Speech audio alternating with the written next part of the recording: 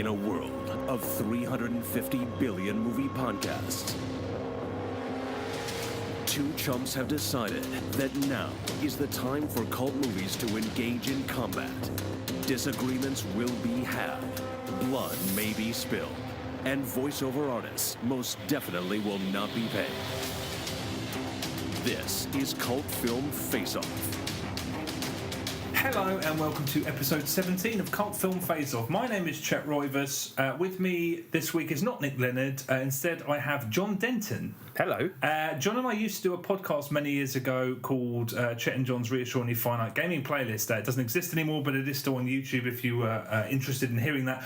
But that was a video game show, so we thought, as John was coming on the show, why not do video game-related movies? So we've picked a pair of balls. We initially were going to do, what was it, Doom and something else? Better films. I can't remember what the second one was, but yeah. I think it might have been Mortal Kombat and Doom, I think. Yeah. Why did we decide not to do that? Well, I have an irrational love of one of these films, which we'll get into very shortly. But we're talking about House of the Dead from 2003 and Far Cry from 2008, both directed by Uwe Boll, both based on video game properties. But we will start with House of the Dead from 2003. A group of airheaded supposed college students travel to a logistically impossible rave on an island known as Isla del Muerte. What does that mean? Who knows? House of the Dead. It was a nightmare. It all started a few days ago. Where do you hide? When they're everywhere. What do you do when there's no way out?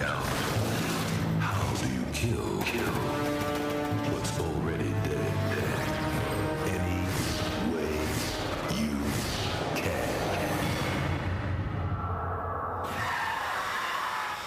Like I said, it all started a few days ago.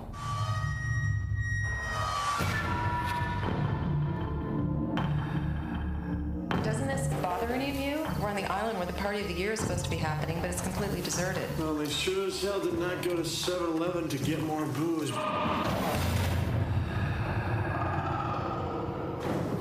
Can't hear anything. Neither do I.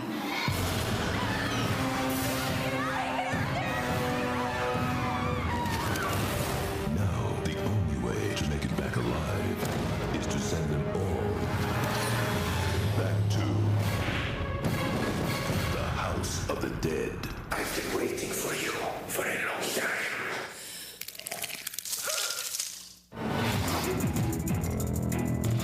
Okay, so House of the Dead. This is definitely not my first time watching this. Had you seen this before? Well, yeah, I watched it with you many years ago. I think this might be the third or fourth time I've seen it. How did it hold up? To be honest, I was very excited to be able to watch it again because I had such a good time watching it the first couple of times. I think they were both with you. Right, okay. It's definitely a film you need to watch with other people, I'll say that. True. I think the novelty wore off quite quickly when I realised I was just on my own watching it on my laptop. But, I mean, it's a fascinating movie indeed. Quite what it has to do with the video game property House of the Dead, apart from the fact there's zombies in it, I'm not entirely sure. But I think you can probably say that about every single one of Uwe Boll's films. No doubt. But yeah, I mean, an awful movie, but an awful movie in the most magical way, I think. Yeah. Did you like it as much as you liked it earlier, or did it lose some of its appeal? It definitely lost some of its appeal, and I think it is purely because you need to be laughing with somebody else. And also, I'd seen a lot of the terrible gags. There's a part later on where zombies are jumping through a forest, and you can clearly see the springboard, and that cheered me up. But I looked around, and there was nobody to enjoy the laughter with. But I mean, to be fair, though, I was never bored, and I enjoyed the ride of the movie. A few things it left me with. One, I've got a lot of time for the fact that he decided to cut in clips from the game for absolutely no reason. I mean, brilliant. There can't have been a moment. I'm sorry, there has to have been a moment where he's looking in the editing studio going, is this a good idea? Should I leave these in? It's so easy to cut out. And he still left them in. And that must have gone through a lot of people, so I respect him for that. I love the fact that when one guy dies, it does a weird death animation that may be from the game, but I'm pretty sure isn't from the game, where the camera does a 360 and he dies. That's a beautiful moment. But I think my favourite thing about House of the Dead, and you could probably say this about a lot of his films, it does relate to Far Cry as well, but more so this film, is that But basically, the main character completely changes halfway through, and I can't remember any other film where halfway through the film it's just about a completely different person. And I was like, Uwe Boll, you know when you walk into a room and you forget why you're there? And then you either remember or you just get on with something else. And as we get older, it's more likely the second part. I feel like House of the Dead, and perhaps all his films, are kind of like that, because you realise sort of maybe 30 minutes into the film, you're like, hold on, what the hell's going on now? What happened to all that stuff that was happening before? And it feels like he's just gone in and he's got right, no, we need to do this now, and we're shooting this bit, and this is the bit that's happening, and there'll be people around him going, but what about all that stuff from before? And he's like, what stuff? So in that respect, I can only admire him as a filmmaker, and all the shoddy stuff, like the terrible cuts. The terrible takes. There's one bit where a zombie's climbing onto a boat, and it's just a normal thing where he's just grabbing a chain to climb onto a boat or a rope or something like that. But there's this like real staggered bit with his hand as the actor clearly can't quite find the bit of the rope. Any other movie, they just do another take. Like stuff that happens, I'm sure, every single movie, and you just do another take. That's what it's for.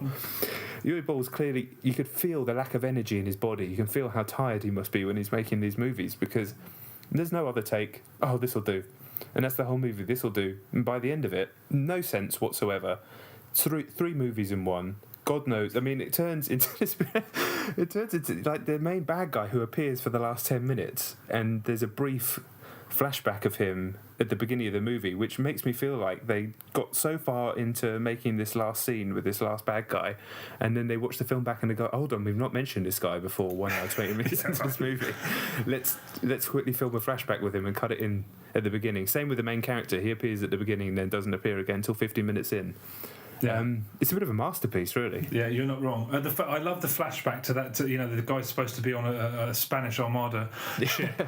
If you look at the footage of the ship just before and after certainly after that flashback, it's a boat that's blatantly moored somewhere, and they've just filmed out to sea to make it look like it's actually sailing on the water. I mean, one of many amazing shots in this film. You said that you think Uwe Boll was just knackered and he couldn't be bothered. I mean, he strikes me as someone who's so enamoured with the process that he just thinks everything's brilliant. Do you think that it's more possible that he just can't be bothered? It's not that. Maybe that. Surely you can see when when an actor's hand is clearly like grasping for the bit that he needs to grab, that maybe you should use a different take. Maybe, I don't know. I mean, who could possibly know? Because you can't fault the man's energy in terms of his output. Maybe not so much these days, but for a period there didn't seem to be 3 or 4 months going by without another one of his films coming out. So, I think lack of energy is probably not fair. But maybe just he's in a rush because he's bought the license for 19 video game properties in 1 year and he has to get them all out. He's going to be bankrupt, something like that. Of all the licenses that have ever been bought, House of the Dead is, what a license to... It's the easiest money a publisher's ever made, because what is it? It's a bunch of things dying in a doorway. That's the game. The game, the film, gets off to... the problem with talking about this film, I love it to bits. I've seen it innumerable times, and, bad films are so subjective. They're more subjective than good ones. The majority of people, I'd say, would watch this and absolutely hate it, and it wasn't the same as watching it with an audience, but I watched it. This is probably my 7th or 8th time, and I still thought it was amazing. But it is that weird... The thing that I love most about it, and this is true of all of the films of his that I've seen... When are people in danger? In any moment in the film, whether it's a big action scene or a horror scene or whatever's going on, some of the people in the shot appear to be very, very in danger and scared, and other people seem to be just walking around like everything's fine and there's no danger going on. And you're like, what's happening here? Are some people scared? And so it's not. It's just he clearly is just an absolutely appalling director, but appalling in a way that I can't help but love. What will happen is that you'll end up to say, I made some notes here, and all they are is a list of things that I love about the film, and they're all just appalling shots. The worst reveal in cinema history, I think, is in this film. Did you spot it? It's hard to miss. What is it? It's Clint Howard's appearance as a fisherman with a hook. There's a scene going on in the foreground, and he appears in the background, and it's like you can tell the actors thought that this was going to be cut away to a surprise, but he just kind of shuffles on, and that's the big reveal. Here's something I noticed. Uwe Boll. Oh, that's the thing. His name's Uwe Boll, but I'm going to call him Uwe Boll because that's what I've always called him, and Uwe is a bit more amiable definitely. than Uwe. So I call him Uwe Boll. But I always look at his films, and I think I've seen 4 or 5 of them, and I always can't quite understand or quite put my finger on why they just appear so cheap. I mean, Far Cry had a $30 million budget. This had like a $10 million. Yeah, really. This had like a 12, I think. I mean, they're not cheap movies that he makes, but they always look so cheap. And watching this, I think for the first time it hit me. I reckon 85%, maybe 90% of it's handheld. He just uses way too much handheld. He never puts a camera on a tripod. It just kind of ends up looking like camcorder footage most of the time, and I think that must have something to do with why they just look so fucking cheap whilst not being cheap at all. I mean, the rave footage, that must have been a GIF by now, shouldn't it? Surely. I mean, yeah, there must be. Yeah. Like you said, everything's just it's so bad it's kind of like a dream. Yes. There are so many choices that were made either under the assumption that nobody would notice or nobody would have the brain power to think about why something was illogical or didn't make any sense. And the things that it does, there's a scene early on where a rave that's apparently been going on for about 2 hours, a couple move to the beach and a girl goes in the water. And the guy, despite the party being 2 hours old and everyone's just drinking beer, he just passes out on the beach in the middle of the day. But Uwe Boll starts shooting it like it's Jaws, and there's all these under the water POV shots, dramatic music, and she's freaking out and stuff. Like, why have you just turned a scene in which literally nothing happens into Jaws? Because that was his idea for that day, and it doesn't matter what happened before. That scene's beautiful as well. Absolutely beautiful scene. The way that the guy it's too cold for him to go into the water, so he just passes out on that terrible stony beach. Yeah. Why would you ever go to that island? The beach is terrible. And how? I mean, because no one would take you there. How did they get all the rave equipment there? How did any of it get organised? I mean, the whole concept how did of it they get is just the funny. giant SEGA banner there?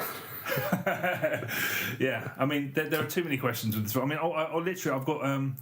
I mean, Uwe Boll's way with an action scene hasn't really changed. What he does is put really cheap dance music on and just cut things a little bit faster. There's also, this is worth pointing out, the game and film are called House of the Dead. There is a house in this film, but it's basically a shack. It should have been called Shack of the Dead. The beautiful thing is that when they walk into this shack, it turns into a mansion so huge that, I mean, it's probably 15 times the size of what it appears to be on the outside. And if there's one, the best thing about this film, I think, obviously, is the huge set piece, the big gun battle, which goes on for about 10 minutes, which is a pure joy from start to finish. I mean, that must have lived up to what you remember, right? Yeah, that was an absolute delight, to be honest. I absolutely enjoyed. I was rewinding certain parts and like trying to film little bits of it just to relive the magic over and over again. Yeah, it is amazing. I mean, it's 10 minutes of people firing guns. As actors who are playing zombies skulk around confused as to whether they're supposed to be threatening or not. Some of them are just in the background going and the actors who are shooting zombies appear to want to kill some zombies more than others, etc., etc. Periodically we're treated to Uwe Boll's version of bullet time, which I read it's a device called a turntable camera, where they basically put a camera on essentially a turntable and spin it at high speed around the actors. But it's so dangerous that I don't think it's been used since. Although that's what I read online. It doesn't look terrible, that effect. I mean, the way they just keep jumping to it. The characters change clothes. They're holding different weapons. I mean, the continuity is absolutely shocking. But so many individual shots in that sequence are just gems. You'll see a confused-looking zombie pop his head up for someone to shoot it off. Some zombies look like Swamp Things. Some of them have no makeup on whatsoever.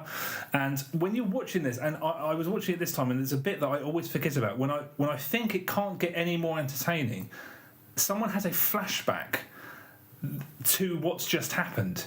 You essentially watch an abbreviated version of the bloodbath that you've just watched, and it was clearly tuned to fit the crescendo of the song. So this piece of dance music goes, and then I'm sure Uwe Boll heard that music and just decided that there had to be a flashback to what you've literally just seen there. So I mean that scene is amazing. One of the greatest scenes of all time, I dare say. No doubt. I love the line towards the end of the movie as well, when that bad guy who appears just for the last bit for a laugh, he captures like the old Alex Garfield, the new main character, and straps him to a bed, straps him to a table, and he's going to like extract his flesh or something. And Alex Garfield says something like, you're taking my flesh to make yourself immortal. Why? And the bad guy goes, because I want to live forever. And it's like, well, yeah, I know that, but why? Why? Did you clock the music in the that was playing in the 10-minute bit that I just? Was it a specific track? It was a track made for the. I mean, every track in this, every bit of soundtrack music from this film is made by an Eastern European band or artist that doesn't seem to have done anything else. So I'm secretly believe that it might have been Uwe Boll himself making the music, but the music that plays during that big set piece is a kind of sort of heavy rock thing, which is the lyrics, you know, the House of the Dead comes up. Yeah. It's a terrible piece of music, but it's amazing because it's got no drums on it. It's supposed to be like a pulse pounding, exciting, you know, to fit the scene, and there's no drums. I listened to a record. I'll stick it at the end of this podcast. I'll download it and stick it on. There's no drums, and it's fascinating to listen to because all the energy is zapped out of it. It sounds like someone's tapping on a couple of the music or the drums. The lack of drums, yeah. Why is this not pumping me up a little bit? It's because there's no percussion. Also, even by the standards of like the horror genre, let alone the video game horror genre, if that's even a genre, I don't think it is. But this is a pretty poor roster of actors and characters. I mean, there are some bland people on screen. And there's a character called Alicia who ends up being essentially the hero, played by an actress called Ona Grauer, and she has the least amount of characterisation by far, but she's the best thing in the film by a mile. I did not need to check IMDb to see that she's the one actor in this film that has gone on to have something resembling a career, because she sticks out like a sore thumb. Also, I really love the fact that there was a voiceover, because of all the films to need a voiceover to explain character motivations or to explain who characters are. Well, at the beginning, when it shows who these characters are and explain, you're just like, this is unbelievably unnecessary. There's my favourite moment in the first 5 minutes is when they loudly talk about how they've missed a boat, and then the voiceover comes and they missed a boat. I was like, I love that. Who was the guy doing the voiceover in the beginning? It's the guy who appears halfway through. Yeah. Who is he? He apparently was Una Grauer's, Alicia's ex-boyfriend or something. They had a past somehow, I guess. Yeah, I thought they just got together in the movie. No, I don't know. Yeah, he became very important. Okay, I've made a very, very brief checklist here of my 3 favourite things in House of the Dead. Okay. Some that I noticed this time, and some that I noticed the first time I ever saw it. I take it you haven't done anything vaguely similar? No. Okay. All right, well, the first thing, I remember when I saw this, the first time I saw House of the Dead, it still kills me when I first saw swimming zombies. Because there's a shot of a boat, and then you just see these heads bobbing up and down, and it's zombies doing the breaststroke towards a boat. That absolutely killed me the first time I saw it, and I still think it's one of the funniest things I've ever seen. And then not long after that, after those zombies have gotten onto the boat, the main characters are on the waterfront, shouting out, "Captain, Captain!" And then a zombie marches to the end of the boat and stands to attention with his head tilted. And it's one I could not possibly describe how perfect that moment is. A zombie. What do you want? Grumpy neighbour, but it's a zombie. And my favourite extra ever in film history. She's still there. I looked for her again, and there she was. At the end of the big set piece we discussed, there's a girl in a striped shirt who has no zombie makeup on. She's completely confused, completely lost, and she's not only unsure of her footing, she doesn't want to touch anything. So there's just this girl who's supposed to be a zombie. She reminds me of the Kate Capshaw's character in Indiana Jones and the Temple of worried about breaking a nail or something. It looks like she's going to walk off set and say, call my agent, I'm out of here, I don't want to be on this disgusting island. Overall, what do you reckon of the film? It's difficult to say because it's a complete disaster in many ways, but I'd be lying if I wasn't entirely entertained, and I've watched many, many worse movies, but movies that have bored me to tears, movies that are probably technically better in so many ways, but I haven't been entertained by them. And yeah, the first time I watched it with you, we were laughing at it hysterically, I think, the whole time. Yeah. And it was a great experience. I didn't have that this time. It was more chuckles to myself. But, I got through it, and as bad as it is, some of it isn't that bad. Does that make sense? No, completely. What do you mean by not that bad? Well, the action scene, it's a bit of a... a bit of a mess, and there's like hilarious stuff with extras and the zombies, like you say, and people not paying attention. But at the same time, it's quite. I mean, it's certainly not involving. You're not engaged or invested in any of the characters. But in terms of just things that are happening in front of my eyes, I've seen many, many worse movies. So it's tough to say. It's not. I wouldn't class it as like a 1-star movie. Yeah, I definitely wouldn't class it as that. I mean, I don't know. This is the problem, isn't it? I mean, I can imagine most people would hate this film, and they'd have every reason to hate it.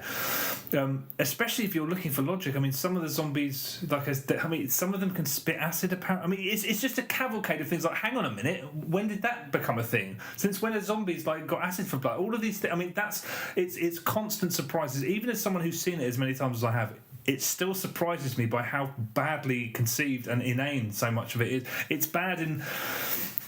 I don't know why it hasn't got quite the reputation that I think it deserves, which is as a truly, truly Troll 2 level... So bad that it is genuinely extraordinary. No doubt. Okay, all right. Well, shall we move on to Far Cry? Absolutely. Okay, Far Cry then from 2008. A young journalist ropes an ex-Special Forces agent in to investigate a mysterious military compound where a madman may or may not be creating genetically engineered super soldiers. Far Cry. Doctor, I assume you've got something interesting to show me. He can fight harder and longer than any human soldier. You saying you can't control it? Sedate him! You're making brainless monsters! Outstanding. Don't you think it's a little far-fetched? It's too good of a story to pass up. I'm calling to confirm that you were able to get that boat captain.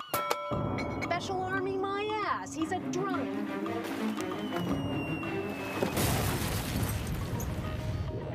I'm just the driver. You're just a simple boatman.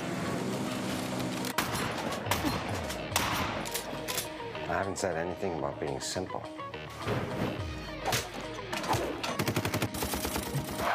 You're a sick, egotistical maniac. Let's not go over the top.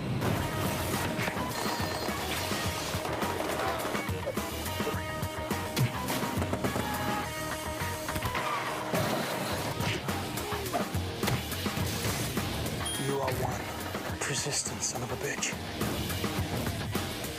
Okay, I've seen this before. I have a feeling you're going to tell me that we watched it together. I think I remember that. Did we do that? We did watch it together, although my memory of it was shaky at best. Okay, all right, not just me then. Okay, so how did you... This was your second time. Well, how was it? Real strange one again. Like, I don't think Far Cry... in individual moments is a terrible film. You can take 5 minutes here and 5 minutes there, and they kind of slot into a B-movie style action movie pretty much anywhere, but taken as a whole, it has that dreamlike quality again, like House of the Dead. And I think technically it's a better movie than House of the Dead, but we'll go into other stuff about that later.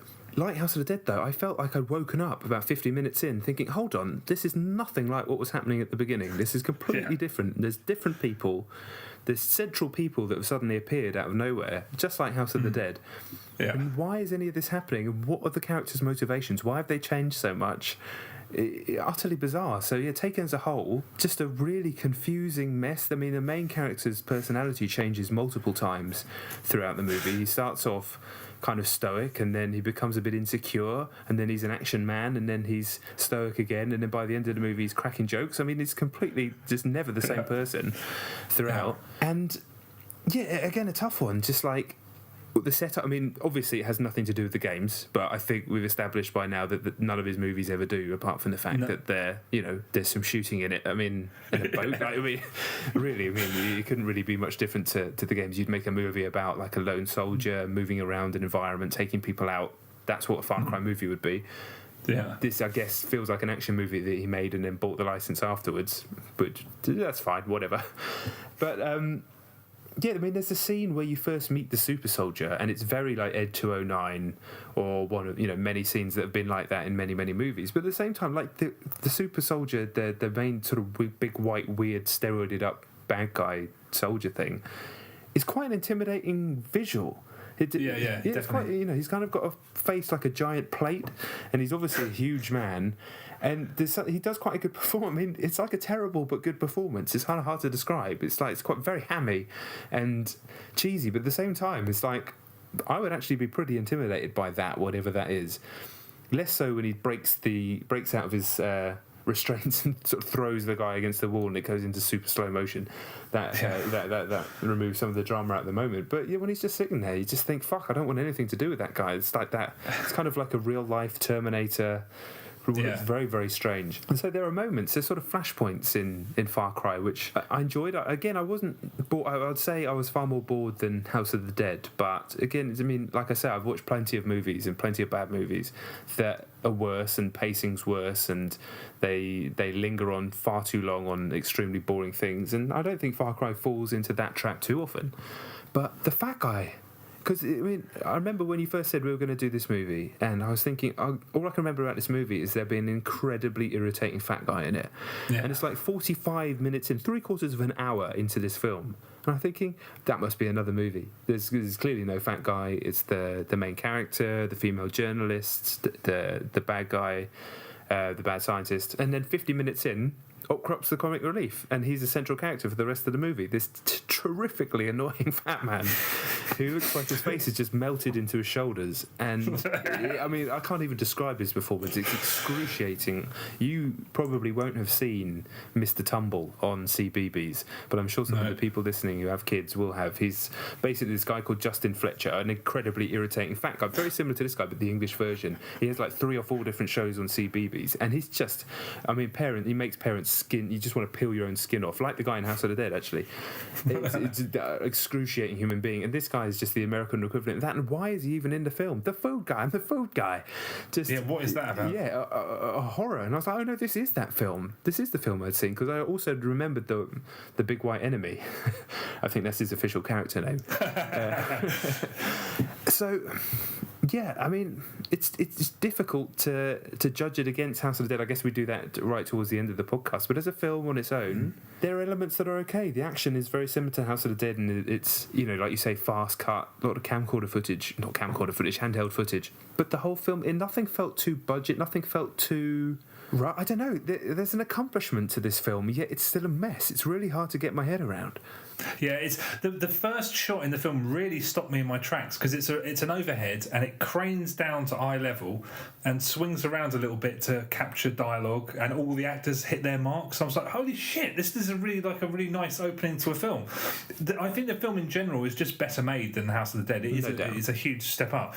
It's more functional and resembles a quote-unquote proper film, much more than House of the Dead does. But that kind of means that I think it's way less worthy of your time. The first thing I noticed, aside from that first shot, is the editing. Editing is really good. It was edited by somebody called Karen Porter, who I think she one of her credits is the... I can't believe I've forgotten her name. Actress, massive actress. She's everywhere. She's with that Chris Pratt. What the hell's her? Jennifer Lawrence. Jennifer Lawrence. House at the End of the Street. She edited that anyway. That was one credit that I noticed on her CV. But she brings a kind of formalism and a professionalism to the production that was absolutely not evident. This is her only Uwe Boll film, and I looked through the credits as well. There's an art director there who's worked on some of the Twilight movies, I think, and no other Uwe Boll films. It seems like he sort of cherry-picked some people that only ever worked with him on this. Just the way the film looks, the villain's base looks kind of what you want an evil sort of villain scientist base to look like. You know, it's plausible. It doesn't look too cheap. Everything it looks like it did kind of cost in the regions of what it did cost. I mean, I don't know how they spent $30 million on it, but it's clearly a step up from House of the Dead.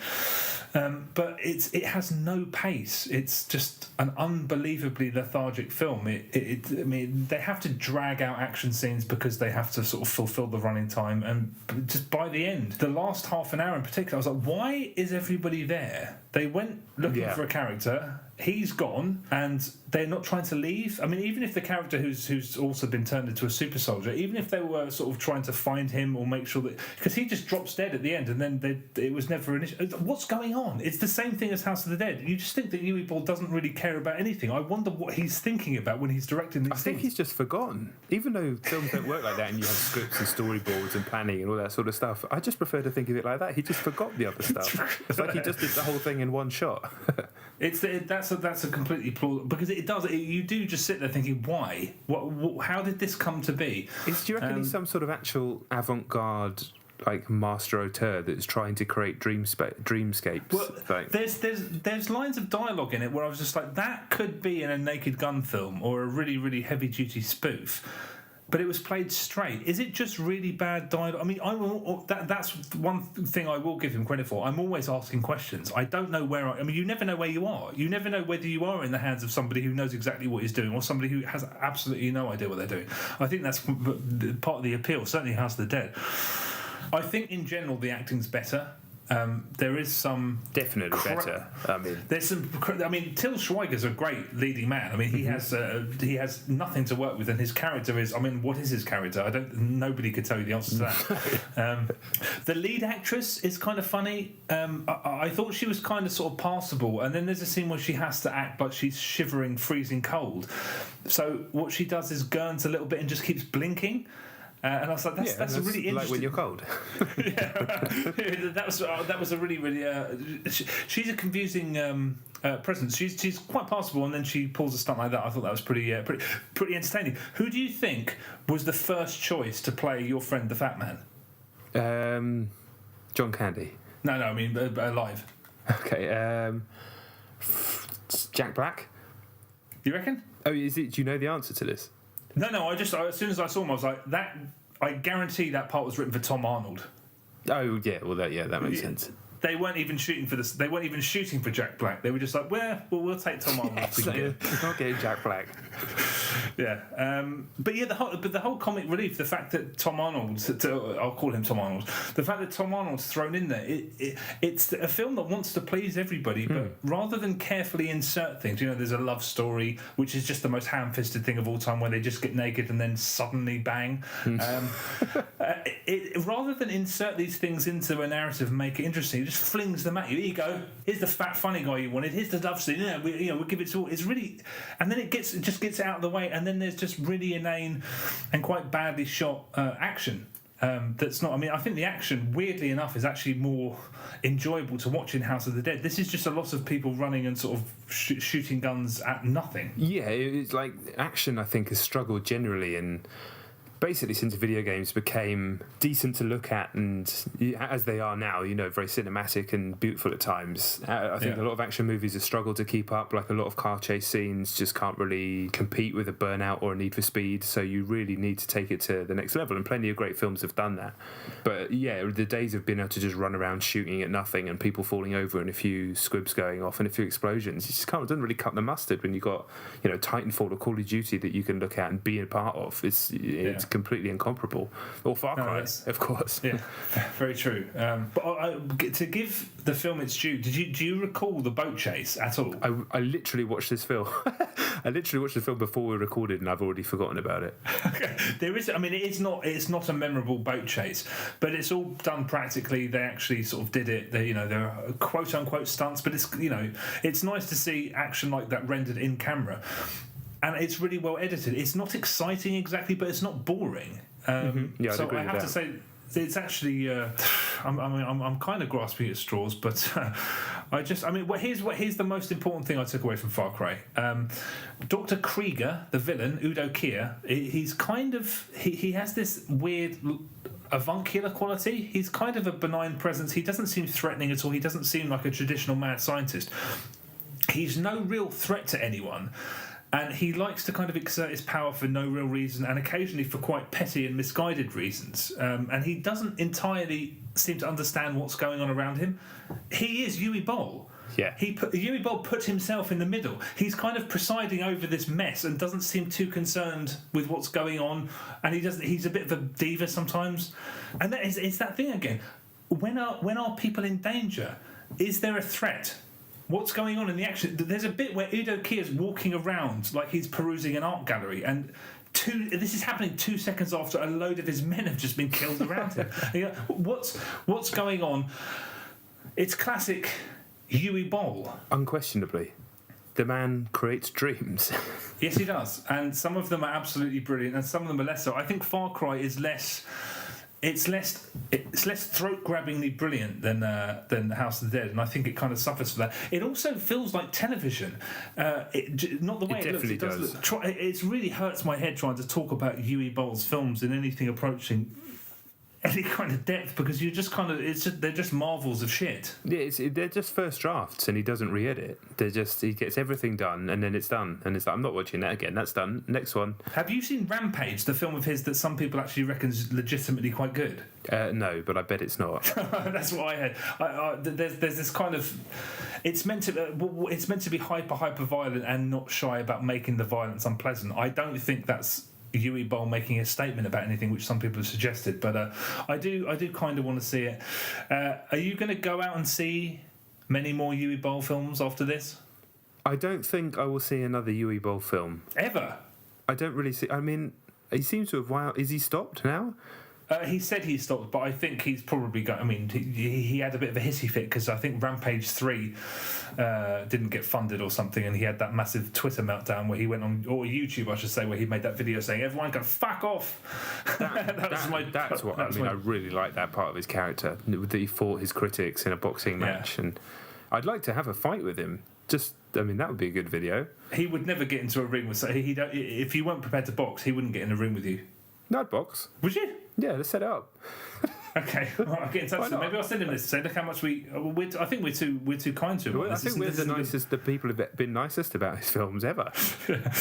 I mean, Far Cry is not quite as brilliantly mad as House of the Dead. So, I mean, I'm not going to sit here and try to pick which one of these two films is better, because I think that's probably Far Cry, and I don't like that just because I want to. I mean, I'm going to pick which I think is that if you're going to pick one of these films to watch, not only is House of the Dead more indicative of what the man's talents are and what his oeuvre, I think it's more entertaining, and I can't have sat through a film as many times as I have without being able to recommend it. So my vote goes to House of the Dead. Yeah, I mean, you pretty much hit the nail on the head. Far Cry is a better movie in in the weird world of objectivity, where things are better than other things by some sort of someone's definition.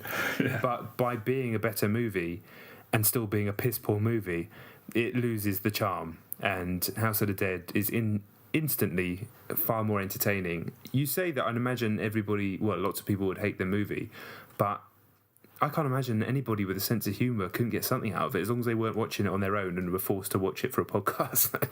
But no, I'm joking. House of the Dead. Yeah. I think it's just some people get so het up about things like bad dialogue and bad logic. I have friends that would just scream at this film, and I'd say just enjoy it, and they wouldn't be able to. So, this is still very much a niche film. But yeah, sorry. So you're picking House of the Dead as well? Yeah, it has to be House of the Dead. I mean, I could watch House of the Dead again. It's going to need to be a little while, but I don't ever want to watch Far Cry again. Okay, well, that's it then. House of the Dead is a better film than Far Cry. I'll stand by that till the day that I die. Thank you very much for listening. John, do you have anything to plug? You've got stuff to plug, right? Oh, yeah, well, if you want to check out my YouTube channel, Jon Denton, that's Jon. Hit me up on Twitter as well, at Jon Denton. Instagram, Jon Denton 22. Just type that name in, you'll find stuff. Probably a college footballer who played in the NFL, but then you'll find me after. His name's Jon Denton, spelled the same way? Yeah, spelled the same way. My boy. Okay, yeah, well, keep an eye out for that guy. All right, well, thank you very much for listening. As usual, we're on Facebook, Twitter, etc., YouTube.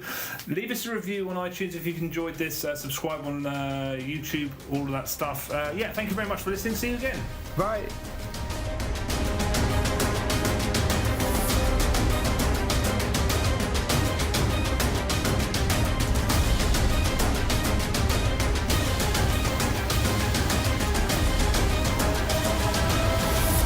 Cult film face-off.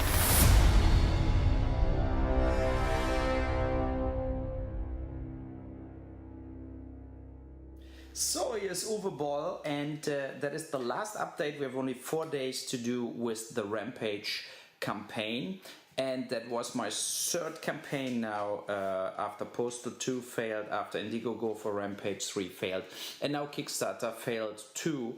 And basically my message is fuck yourself, because that is so fucking absurd what retarded amateur idiots collecting money on that absurd website. You know, we get approached by people like Kickstarter, do it, and you have hundreds, thousands of people contacting you to make a fast dime to say, I can push your campaign and I get 10% of whatever you collect, and it's all fucking bullshit, and I will never do it in my life again. For me, crowdfunding is absolutely dead.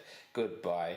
And it looks like nobody gives a shit about Rampage 3, so maybe I shouldn't do it then. I have enough money to play golf till I'm dead. And I was willing to do all of this as the campaigns to make any money. I want to do Rampage 3 because it is an important movie, but it looks like you're easier giving $600,000 if you make a movie about some retarded wizard in the forest, or for another whatever Marvel Avengers bullshit dirt. So goodbye and goodbye Hollywood.